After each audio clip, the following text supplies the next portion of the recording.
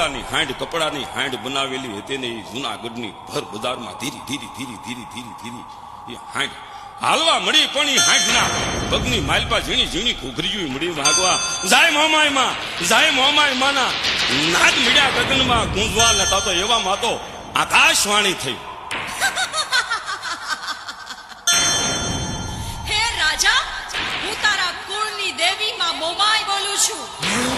તે મારો અપરાધ કર્યો છે. તારે આનું પરિણામ ભોગવવું પડશે. તારે આનું પરિણામ ભોગવવું પડશે. મને માફ કરો.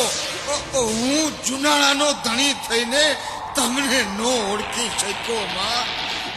માં મને માફ કરો. મારી રાજા, તને પસ્તાવો થયો છે તો જા, તને માફ કરું છું.